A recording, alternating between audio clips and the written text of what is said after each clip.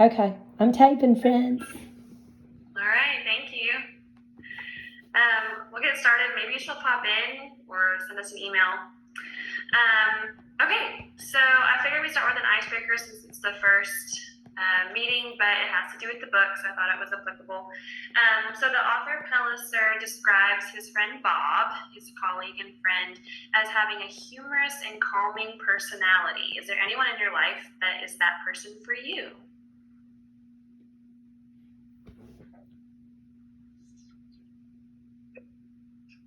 I honestly say my dad. Yeah? If I ever need to go to someone who's like, will be seriously, like, also kind of joke through it and keep me calm, it'd probably be my dad. So sometimes it needs a combination of, yeah, you can come to in a serious moment and they can actually give you solid advice, and then right, you need just like, oh, you're being silly, laugh it off. Yes. Yeah, I think they'd be my dad. I think my parapro that I used to work with, no matter what was going down in that room, it was funny to her. And I needed that because I'm so serious. Literally in the class, I'm so serious. I needed that for sure. Yeah, I would have to say one of my coworkers that is also in the special ed department, he makes a joke out of everything. I mean, he obviously takes his job seriously, but like he's always just ready to make other people laugh, and you need that at work. Definitely. Awesome. Thanks for sharing. Some of the other questions that I have prepared might also have some like personal perspective. So if you're willing and able to share, that'd be great. So we'll start out talking about chapter 2. Why am I going to visit Bob? So he talks a lot about being the person you ultimately want to be. He realizes that is his true motivation behind visiting Bob, that it kind of leads him to being that person he ultimately wants to be. So considering your values and your influential figures in your life who drive you to be the person you ultimately want to be, can you pinpoint an event in your life when you acted or displayed those characteristics that aligned with the person you ultimately want to be?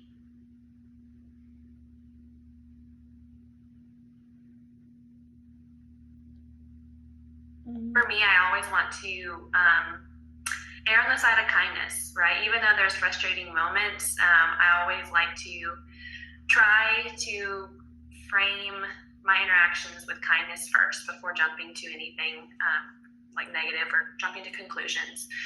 And so I think that anytime I like take a second, meet someone new in a calm and kind manner, that is kind of like displaying those characteristics of who I want to be. I think, I'm sorry, go on. No, you go ahead. No, honestly, as a special ed teacher, when I first started, I got involved in areas that really I didn't have to. Now I'm very much trying to stay within my lane. And if I just hear somebody tell me something, I try not to pay any attention to that, or very little, because I truly was taking on more than I could handle. I mean, really and truly, and it caused me some problems. I was anxious all the time, and so I'm trying really hard. And unless there's data to support something people are telling me about a student or a parent or whatever, I'm really trying to just drop it. Recently I was the director of Vacation Bible School. I have no idea why they gave that to me. It's crazy. But I felt like that lesson I learned in school really helped me in the task that I had. So it's really hard to say no sometimes when you want to be helpful and you want to be involved. And I love Vacation Bible School. It was fun. It turned out to be fun, but a lot of those things I've learned helped me.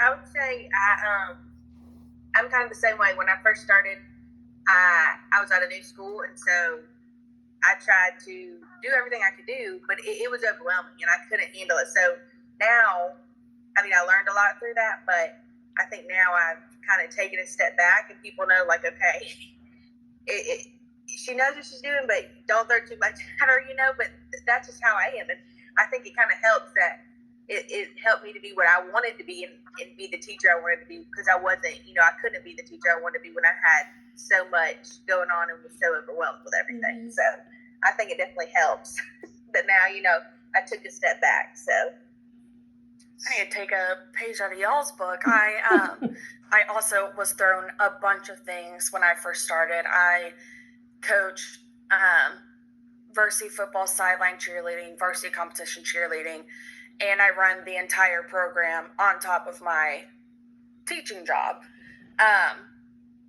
And being on like 2 or 3 different committees at the school. So I definitely need to learn how to say no, but I'm the kind of person that, like, if somebody asks me, I almost feel guilty saying no, even if it, like, I don't have the time for it, or like it adds something more to my plate. Like, I want to be as helpful as I can to others. And if somebody is going out of their way to ask me personally, I feel like, okay, well, they thought of me. Like, I can't let them down, Yeah, that's right. that's hard. I get that. Yeah. I'm kind of that's how it was, but I had to learn that I couldn't overwhelm myself because I couldn't do what I needed to do. It took me a second to figure that out, because it's hard. Like you said, when they asked me, so I need to do it because they thought of me. But sometimes you can't do everything. That's what I keep telling myself. And a lot of preconceived, if you feed that into it, you get false impressions of situations and people. That's not fair, and that was, a problem of mine too. Yeah, and it's hard when you're taking on a bunch of roles that, are maybe not in your wheelhouse or not how you should be spending your time, even though you love doing it for other people. It really does distract you from your agenda and what you want to be doing and need to be doing. So that can be really tough for sure.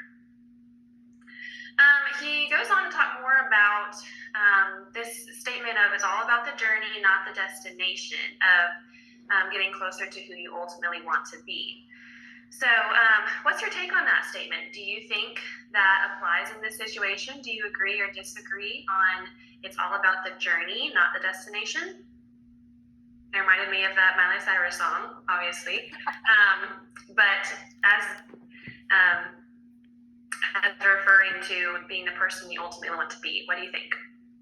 I would say I agree with that, because, like, if you think just about, like, getting to the destination and, like, that's it, like, just being at that point, then you miss out on everything else, and you don't really, like, pay attention to the things that you've learned along the way that have molded you into the person that you're becoming.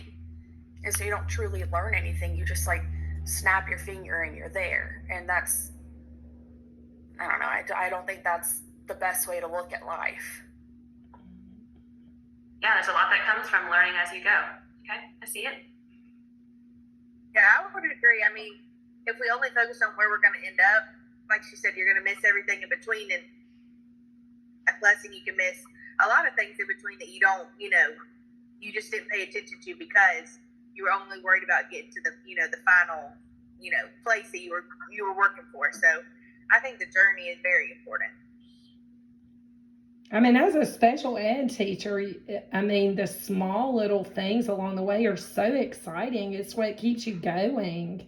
You're going to have bad days, but golly, when a child does one little thing towards their goal, that's what it's all about to me, because it's hard. Yeah, finding those little victories that keep you going. Yeah, great example. Linda, just checking in. How's the video going? Is it still working okay? We're A-okay, friend. It's 9:14 in. A-okay. I'll let you know. I got an iPad right here. If something goes south with this, I got another situation going. Hey, where'd my video go, though? Huh. Keep going. I'm good. Okay. All right, that's all I had for chapter 2, so we can move on to chapter 3. This chapter was all about what is a leader. And according to Pellicer, he talked about how there's no easy or agreed upon answer to the question, what is a leader? So prior to this course, just a few weeks back, how would you have defined a leader? What stands out to you about a leader?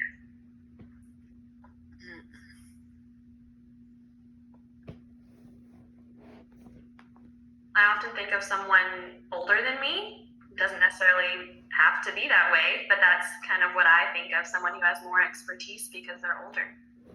I feel like, specifically before reading chapter 3, like I would have thought like somebody that seems to have it all together, like somebody that knows the ins and the outs of everything, but that's not necessarily the case. Like, it's okay for them to not. They're also humans. Like, they're still learning.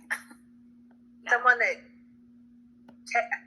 takes control of the situation, but not necessarily in a way that, I don't know. I'm just thinking about people who I would consider have been leaders in my, world, and the way they took control. And then when I read this, I was kind of like, maybe that was not the best way, to lead something by taking that much control and not really giving, anything to anybody else to figure out and take care of.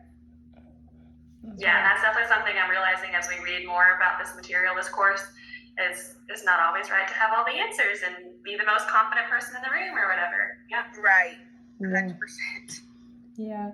I don't know why my video is not working, but I really,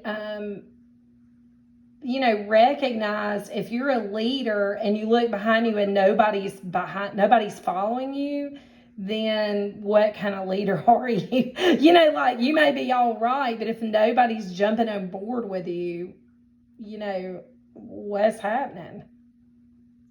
Yeah. If you'll have your books in front of you, if you don't mind turning to page 13 and 14, I was just going to look at some of the leadership theories that he mentioned so we can kind of see how it's progressed or what leadership used to be considered. So, for example, like the great man theory at the bottom of 13. What did y'all think about that theory? Anything that stood out to you? Maybe not, but that one was more about leaders are born and not made. Can you repeat the question? Yeah, so what did y'all think about the great man theory? Did anything stand out to you about that one of like, oh, I knew that's how leadership started, or oh, leaders are born, not made, interesting take kind of thing? What do you think about that? And that's on page 13? Yes, ma'am, bottom of 13, the great man theory. Oh, yeah. I think that is a combination. I mean, there's certain traits you inherently have, but you have to work on that. Definitely. And then I think it evolves more to the trait theory, so top of 14. And that was more about leaders having a unique set of personality traits. Do y'all still see that in some leaders? Do y'all think that's mostly aged out? I'm sorry, I'm trying to get my book to work, but it logged me out, and now I'm trying to get to the page. So That's okay. Sorry, I just had the paper copy. No, I had it pulled up, and then when I went to click on it, it said your session is timed out. So of course, yeah. I'm getting it pulled back up. Well, I can just describe it to y'all. So again, that unique set of personality traits that someone has is what makes them a strong leader. I think we've kind of learned a little bit already that it's not always having strong personality. It's not always having the intelligence and all of the knowledge that we see in leaders nowadays. But back in the leadership theories, that was something that they considered a leader had. They had those personality traits. Then it moved on to the behavioral theorists. There was a whole bunch of them that talked more about leaders are far more significant, or what they do is far more significant than any set of traits they might possess. Any thoughts on that take?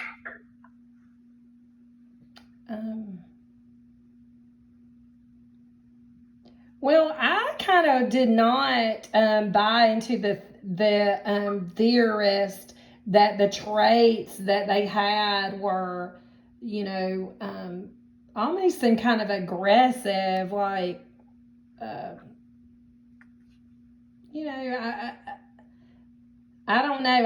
I didn't necessarily see that in my mind. I was thinking about the leaders that I see are the best, and they're the ones that roll up their sleeves and get with you. Mhm. You know. Yeah. Yeah. So there's. Go ahead.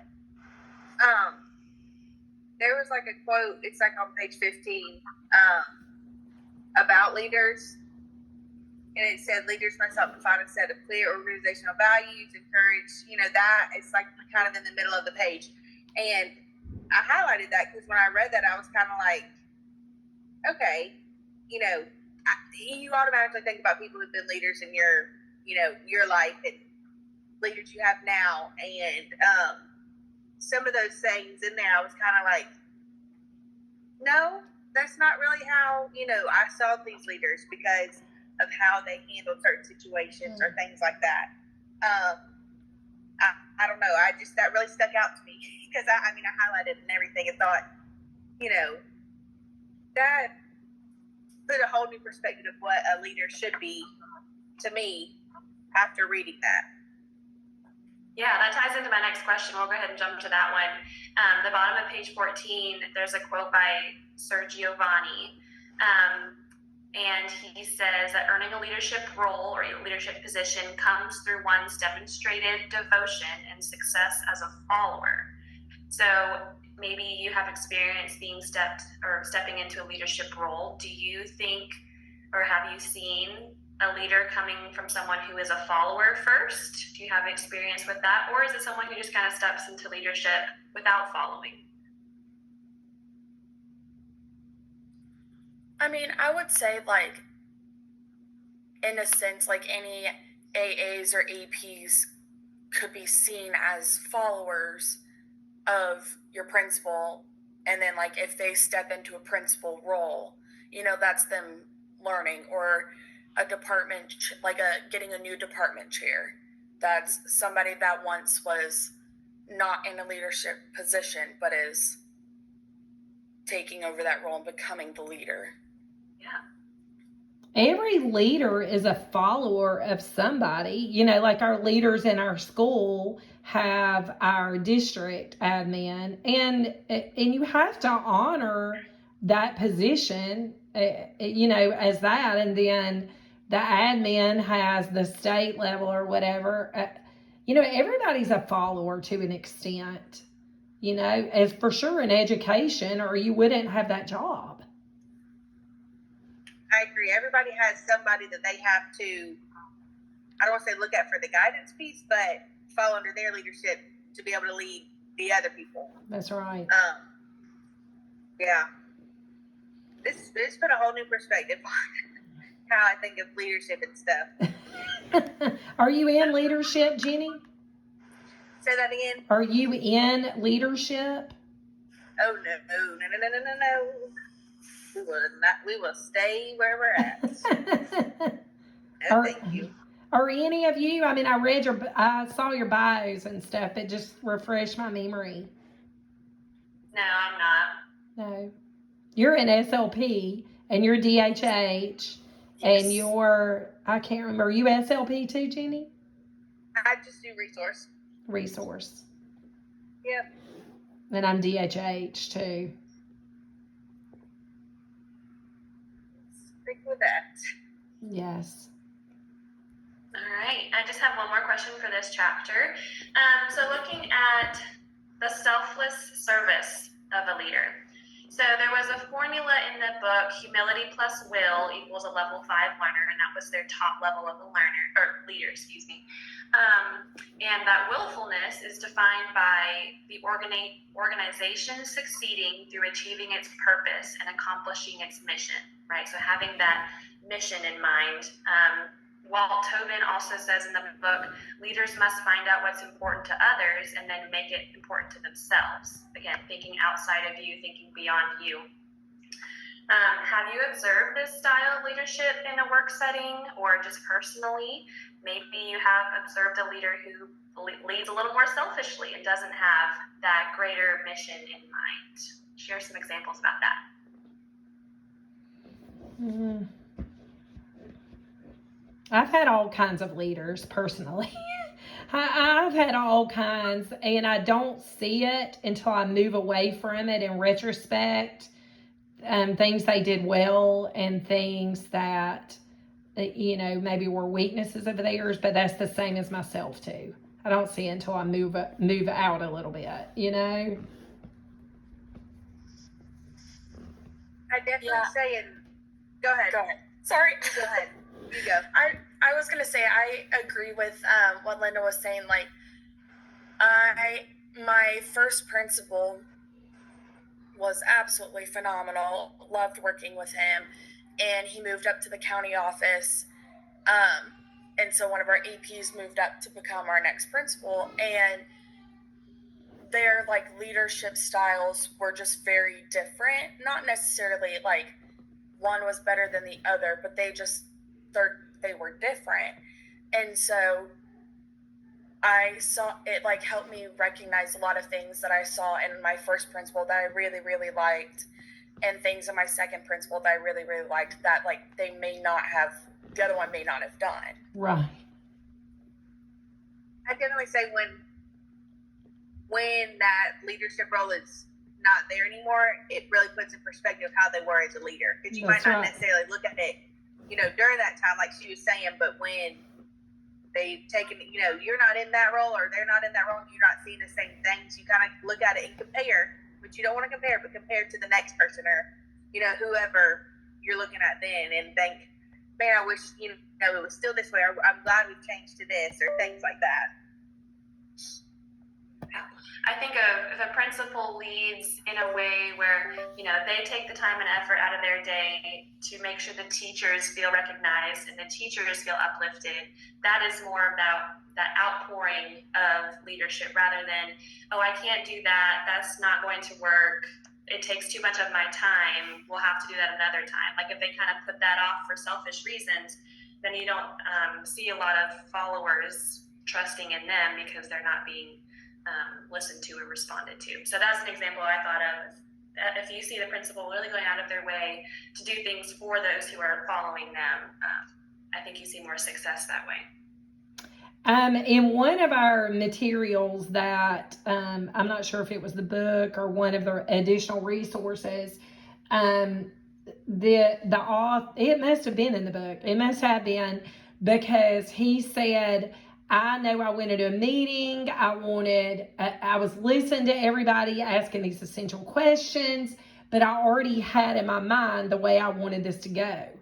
And everybody out there saw through me and didn't buy into it at all. He said, that was a big lesson for him to learn to be authentic and genuine. That's what a leader is. People can see through you. Yeah, definitely. So moving on to chapter 4, it ties really similarly to our conversation now. Talking about high engagement, can y'all think of some conditions at your workplace or maybe just not at your workplace, but in a general workplace, that might lead you to feel eager and engaged in your work? Mm-hmm. I kind of just talked about it, but some of like a principal or leadership or just colleagues that listen to your ideas and hear you out would be something that would help me feel eager and engaged. Yeah, I have a student coming up that'll be a freshman next year, and we did a training called the Bilingual Grammar Curriculum, and we were learning about all that and how to implement that into our day with her, and that got me really excited about my job again, because all my students before her have been hard of hearing, and she's my first profoundly deaf, and so I'm like excited again about being in the role that I'm in. Awesome. Having someone back you and like give you that curriculum and give you the opportunity to expand your knowledge. Very cool. Yeah, I'd say my personal team leader is very she's very to the point, but very like encouraging to all of us and always there for us.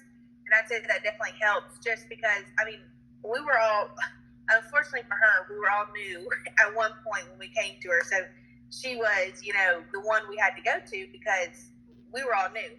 And so the way she handled those times, or, we would have to ask her a million questions because I asked a million questions. And the way she handled that really made me, you know, excited to work with her, because she didn't get frustrated or you know, bothered that we had so many questions and needed, you know, just a little help. And now things, you know, has smoothed and is much better, but still just being that person that we could go to. But she didn't handle it in a way that was like, okay, I need to get my work done. Don't ask me any more questions. Like, figure it out on your own. And I think that definitely helped. And made, you know, it helped us come to work every day not worried about asking 100 questions to her and bothering her. So for sure, she's a good leader when it comes to that. That's awesome that she recognized it as an opportunity for learning and growth for y'all, not like a bothersome, nitpicky, like they won't leave me alone, but more like, oh, they're learning and trying to be better. So, right. She might have thought that. She didn't act like it at least, so that was good. Very important to us. Okay. And letting a leader, I was thinking, getting you all excited, us all excited about what your mission is. You know, seeing value in it, make it presented like a game or a contest, or, you know, just seeing the forward momentum. If somebody's excited, I get excited. If they're giving the impression this is something the superintendent asked us to do, we just got to do it. I mean, I'll check the boxes, but I don't care about it. All right, let's talk a little more about an engaged employee. So the book talks about there are 3 behaviors: say, stay, and strive. And those are some of the behaviors for an engaged employee. So maybe think of an employee that you can think of that has high employee engagement. They say, they stay, and they strive. Or maybe an employee who has lower engagement. So how does their quality or style of their work differ? Differ from you, or differ from the high engagement versus the low engagement? Or maybe what level of engagement do you think you fall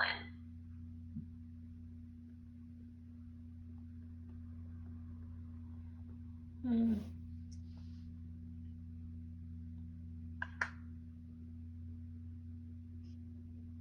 I like to be part of something. I like to be part of it. I don't see myself as a leader. I've done those personality tests countless times, and I always see myself as a worker, as a servant worker. That's literally what I do. And I don't want to be a boss.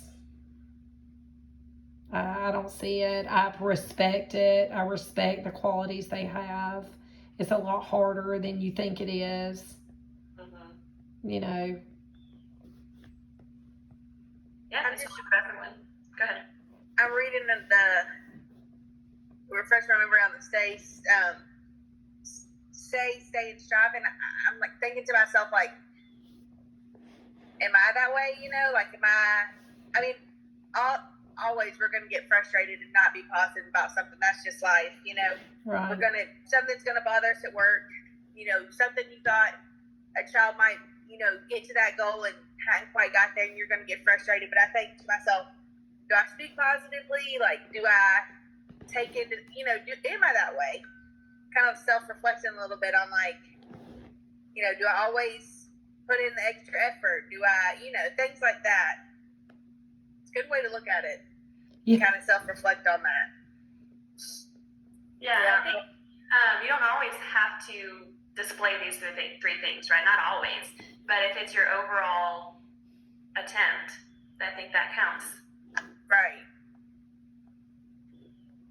And you're not excited about everything, you know, but I do try to, I don't know, my sister is getting ready to retire, believe it or not. My twin sister is a school counselor this week. It's hard to believe. And you know, I think what has moved her up in her career is she truly is always looking at other people like, oh, I'm going to make my coworkers Easter outfits or whatever, any kind of crazy town stuff. But that spread and joy really is her mantra. And I appreciate it. You know, I learn a lot from her, you know. And I want to be more like that because I get frustrated and say things I don't want to. you know, and I'm trying to get better with that. I mean, I'm not terrible at it, y'all, but that's an area of weakness for mine. Have y'all experienced another employee who has a low level of engagement and doesn't strive to stay and strive? Yes. Yes. Yes. Of course. And I think that puts me, Go ahead.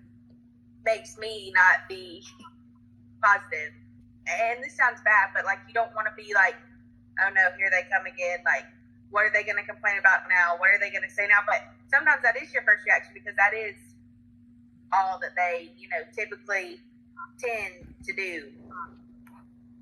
I don't know. That thinking about it, I'm kind of like, I need to change my perspective on when they're approaching me because I can turn it around for them as well if I have better, you know, attitude towards what they're about to say or what, you know, what they're about to do. I mean, I agree. And like for me, like a particular coworker comes to mind, and when she does, like, doesn't do something that like we're supposed to be doing, or like gets frustrated over something, I almost like, I don't know, I feel like I take on the emotion and like get frustrated because I'm like, well, that's our job. Like, why aren't you doing that? And like, it just seems like she never learns from like the mistake of the first time. And like, it's completely fine for everybody to make mistakes and learn from it, but like, you have to learn from it and be able to adapt and continue to move forward. And this particular coworker just doesn't seem to do that. And it's a really dangerous game to play in the world of special ed for sure. Mm-hmm. Unfortunately, I think it's easier for that negativity to rub off on someone else than it is for the positivity to rub off on them, right? Like, it's so much harder. You have to do it so much more often, like the positive side for it to stick. Whereas that negative side, it moves over real quick. So it can be really hard to keep that in check. Yeah. For sure. Yeah. Oh, go ahead. No, You're I good. mean, Thinking out loud. yeah, I was thinking with what Kate said. I mean, we really are, even though we want it to be fun and lighthearted and things, we're in a very serious occupation that there's a lot of things you can't play with. You know, like that you can't really turn the cheek or do something the other way. You know, Yeah. sort of like that assignment we're working on right now with the ethical dilemma. Definitely. There's such an impact, and we have to be monitoring those around us to make sure, you know, our students are getting what they deserve and what they need. That, again, goes right into my next question. So the book talks about a Gallup Q12 survey, and they have results that 71% of Americans who go to work every day are not engaged in their role. That's a huge number. So consider how you think that statistic impacts our workplace, impacts our educational workplace. What kind of impact could you see those high numbers of disengagement having on the success of our students in their education? I mean, I feel like if you have an educator that's not engaged in their subject matter or just their job in general, like, how can you expect the students to be engaged? Great point.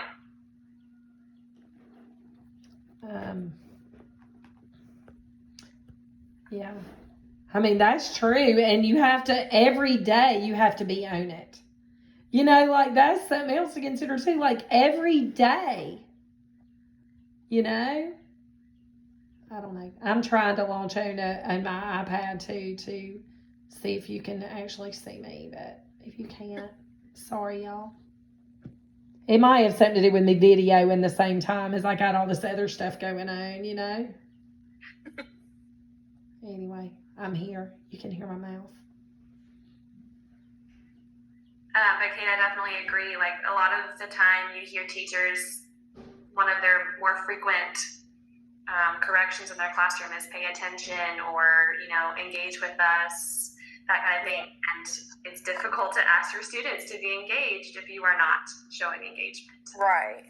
That's really I'll say I had one teacher come in one time and she's like, how are you always so, she didn't say over the top, but pretty much like over the top with everything. And I was like, because if I'm not, I feel like they don't respond. You know, like I want them, I'm here for them. I'm not here for me. So I'm trying to get them, you know, to learn and engage with me. And if I'm that way, most of the time they're going to be that way because they just jump on board. But if I'm kind of sitting back, you know, I don't want to say I'm over the top, but I try to keep everybody engaged and keep them, you know, focused on what we're doing just so, because we're here to learn. And if we're not, you know, like I feel like I can't lead them if I'm negative or in a bad mood or not, you know, kind of just, this is what we're going to do today.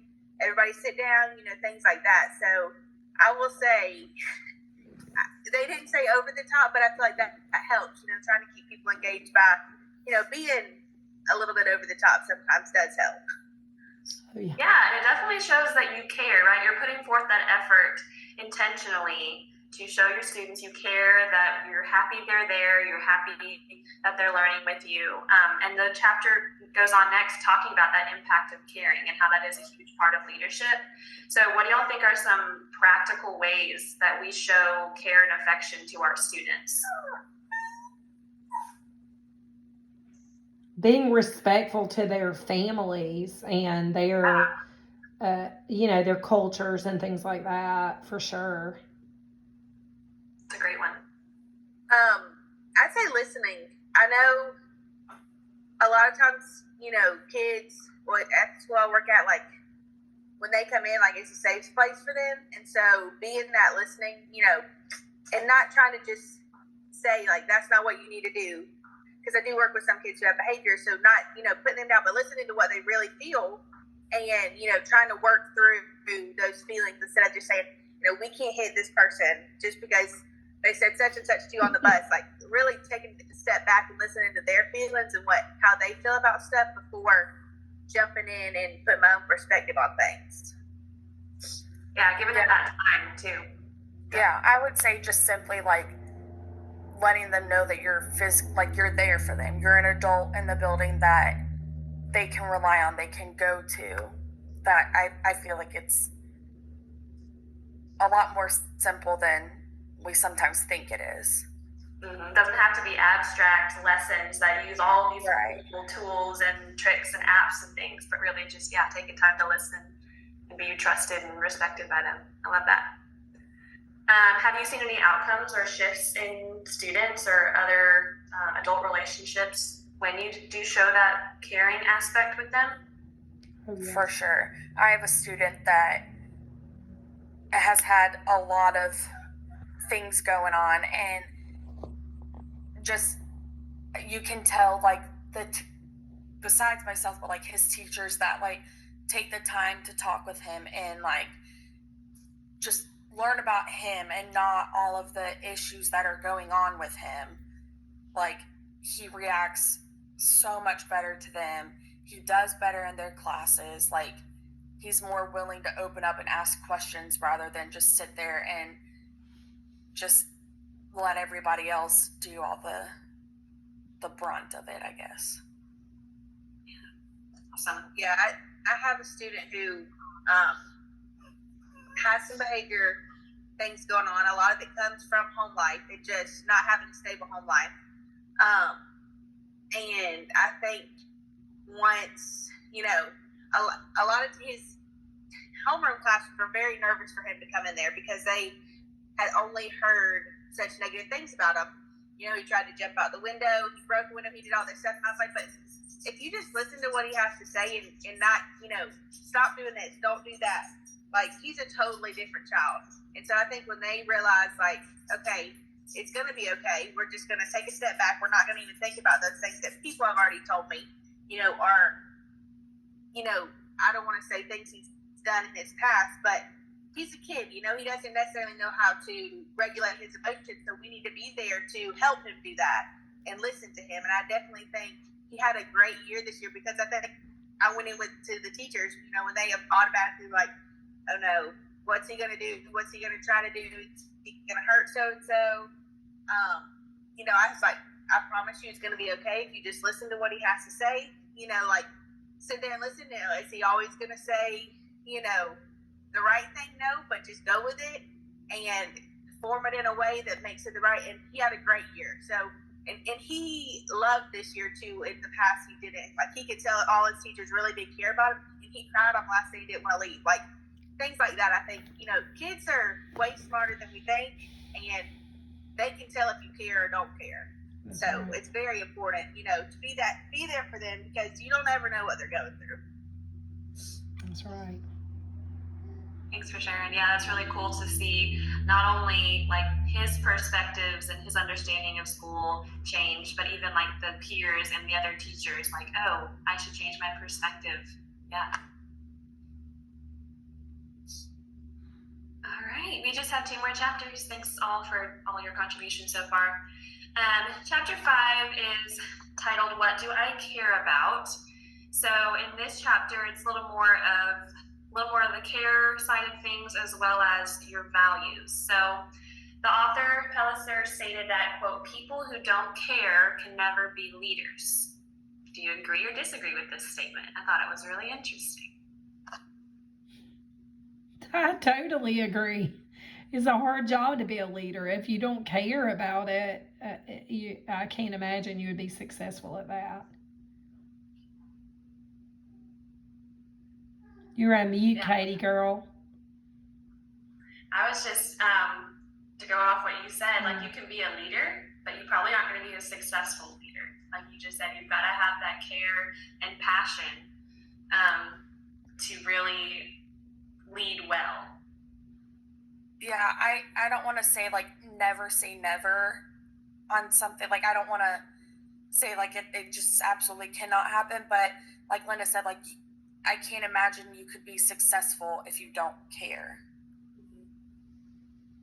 Yeah, I think I'm thinking of a leader I had in the past, and you could tell that they were just doing it for, I don't want to say the recognition, but kind of the recognition. So you could tell like they weren't doing it for what they should have really been doing it for, and you could tell they didn't care. And it didn't last long, and we weren't that successful because no one could jump on board, because it was kind of like they don't have our back, things like that. You got to think, you got to be able to care about who you're leading to be successful when it comes to that. So I think it's important. Yeah, all great points. If you are able to go back and think of the 5 core values you identified for that other assignment, share your experience with how it was to come across those values or to determine those 5 main core values for you. Was it hard to figure out which ones were your top 5? What did you use to kind of walk through that and figure out those top 5? Were there any thought processes that you used? For me personally, like most of mine revolved around relationships. I'm a very big people person and a very big people pleaser. So that wasn't too challenging for me to just, that's something I've recognized about myself, and that I know, like, I thrive better when I'm at my job, when I'm around other people. If I'm just trying to chug along by myself, like I'm not going to be the best educator that I can be. I need to bounce ideas off other people. I need to collaborate and not, just try to do it all on my own. And at the same time, like working with my kids, like building relationships with them, I feel like I'm so much more successful at getting them to reach their goals when I have personal relationships with them, and I can talk to them about like the sports that they play, or they went to so-and-so's house over the weekend and stuff like that. Like, if the more that I know about them, I feel like, we create a bond and they trust me, and we can, be more successful. Yeah. I think I'm a lot like Kate. I'm a people pleaser and that sort of thing too. But I was a little disappointed after I did all those. Like, do I really care this much about what everybody thinks about me all the time? And that may be why I'm so like get so exhausted, because you're not going to please people all the time, and that's what a leader is. That I was like, good gracious, I think I need to work on that a little bit. I would agree. I have always thought I was the type of person, like, I really don't care what people think about me. Like, I'm going to do what I need to do. And then if you think this about me, like, it doesn't bother me. But then when I kind of thought about the things that I was like, oh, maybe I do care a little bit more than I thought I did. Like, things tend to not upset me to an extreme, or like they don't bother me. But I'm thinking about, like, okay, maybe they did bother me a little bit more than, I thought they did. And maybe I'm not like, oh, I don't care what this person thinks or that person thinks. I'm going to do what I need to do, like I thought I was when I was looking at those core values. Yeah, it's sure. Eye-opening. Yeah. Let's see, I'm still here. Linking to that, thinking more about like her work life, Kate shared a little bit about how her values have impacted her work life. Think of those values and what you care about most. That's something that Pelliser talked about. What is it that you care about in your personal life and or your work life?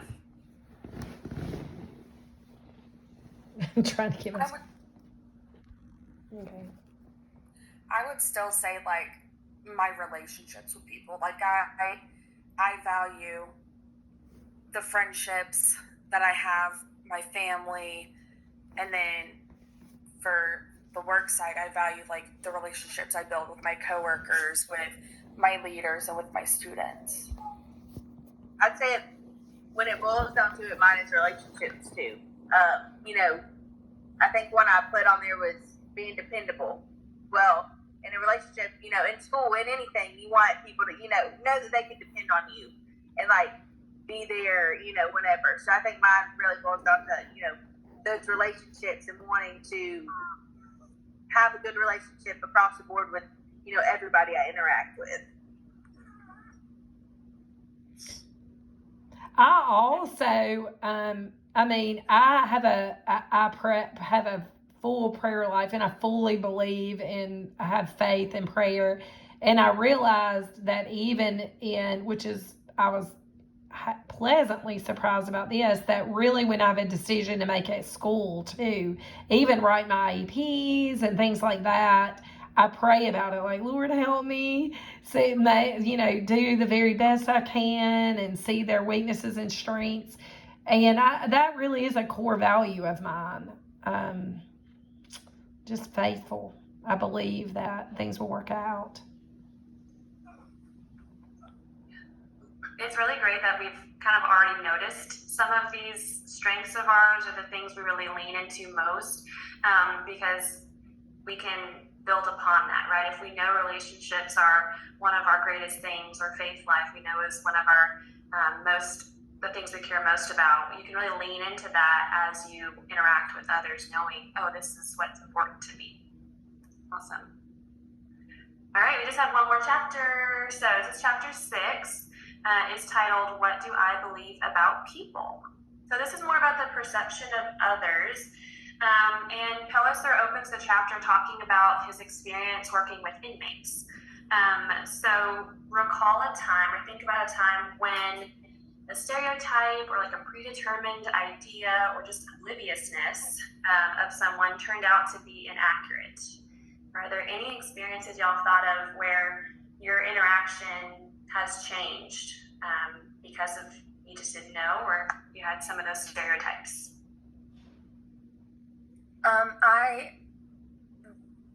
This relates to a student and a coworker, but I had one of my coworkers approached me at the beginning of the last school year.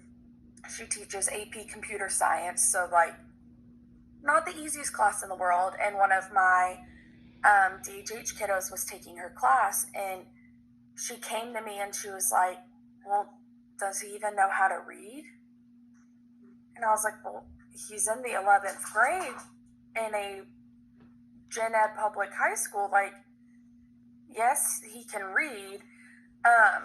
So that, I mean, when I think stereotypes, like I think about that and how, you know, a lot of times people think that deaf students, you know, don't have the same capabilities that we do. I mean, the only thing that they're lacking is all of their auditory, and that's it.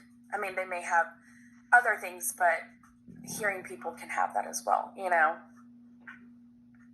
I'd kind of say the same thing. I mean, I'm in an elementary setting, and you know, when we go through a lot of teachers wanting to try to qualify their students who might not necessarily, they haven't been given the chance, you know, to learn, but that teacher, just because, you know, their reading level isn't exactly what it should be, go ahead and jump to the conclusion that they automatically need to be, you know, in a special ed setting.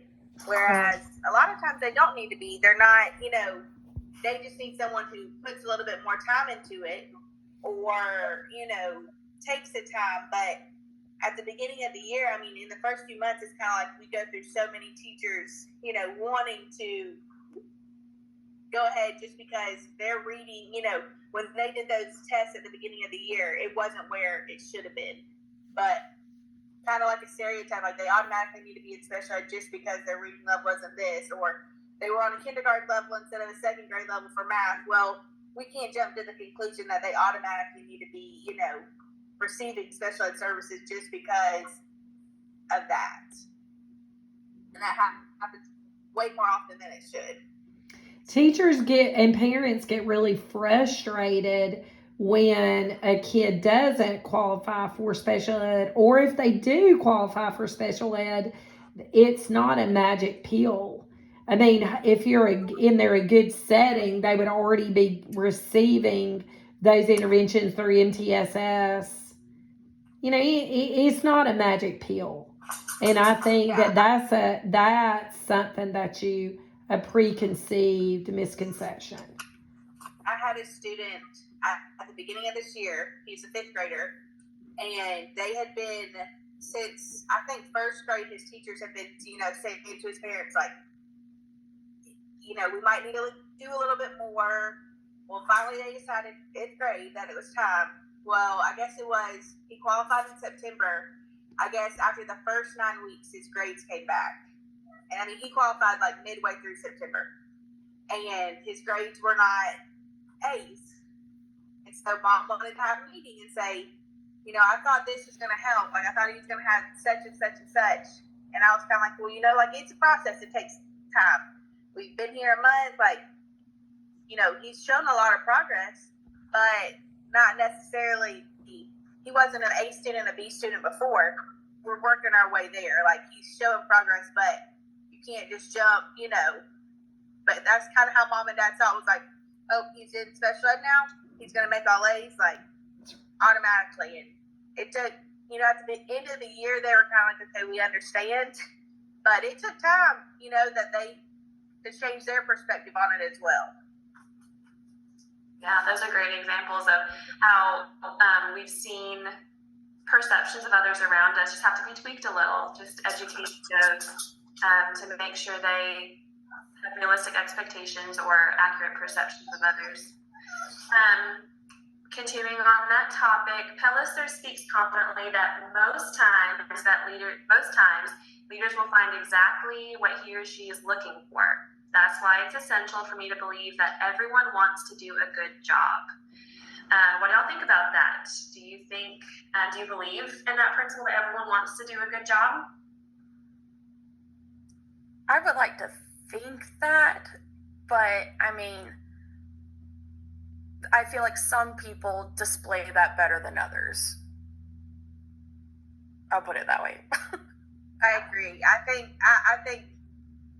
I want to thank everybody, but does everybody really care enough to want to do a good job? I think all of you guys, I'm sorry, Sarah, I didn't mean to speak over you. Go ahead. You go, Sarah.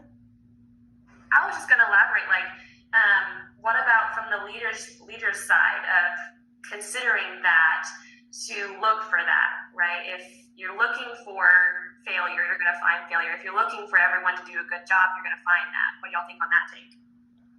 Ooh, that's a good point. That is a good point. That is that you really do want to believe that you should assume that everybody wants to do the best. By saying that, all of you had mentioned at one time or another that you don't want to use the word always or everyone or something, because everybody doesn't want to do the same thing. All people. So I mean, the answer to that is no. Everybody don't want to do the same job. Good job, but you would hope most people do.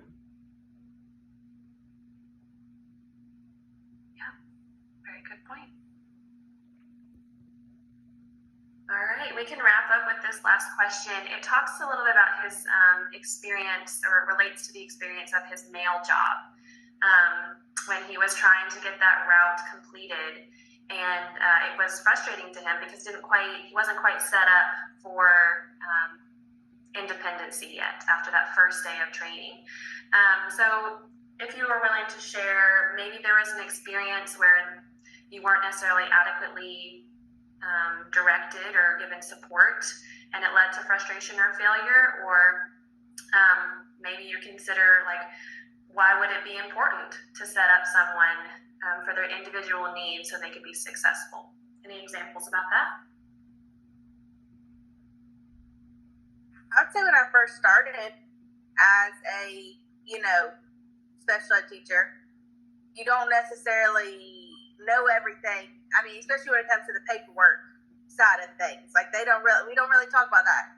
And I definitely would say I felt like a failure a lot because I was like, am I doing this right? Is this what I'm supposed to do? Like, is this in the best interest for the child? Like, just because I wasn't sure of, I wasn't sure if that was it. So I definitely say at first, I always felt like I wasn't doing, I was failing it when it came to that kind of thing.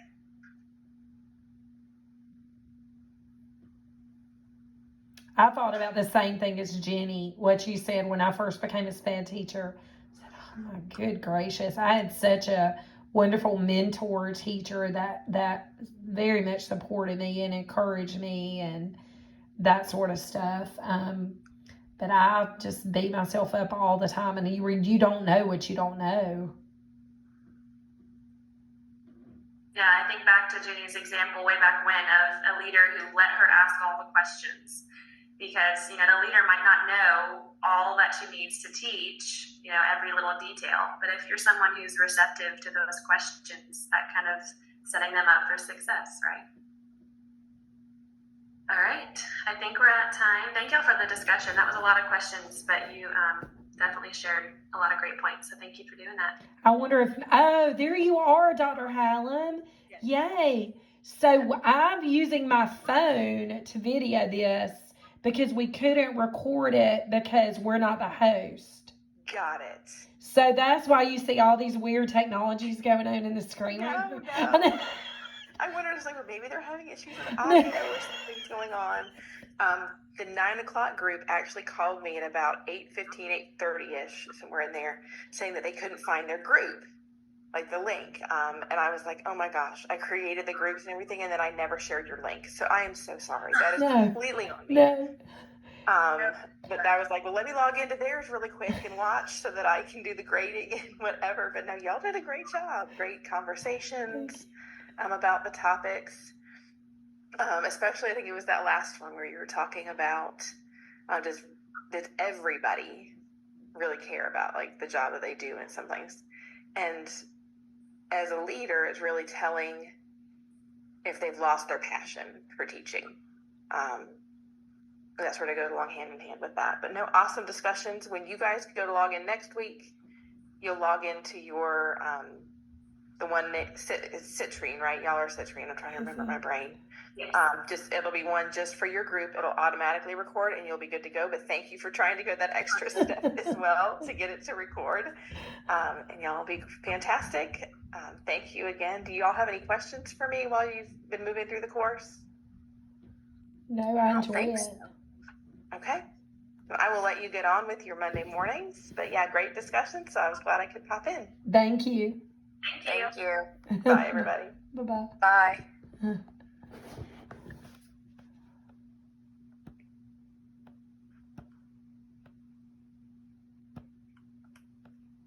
I'm trying to get you going, girls.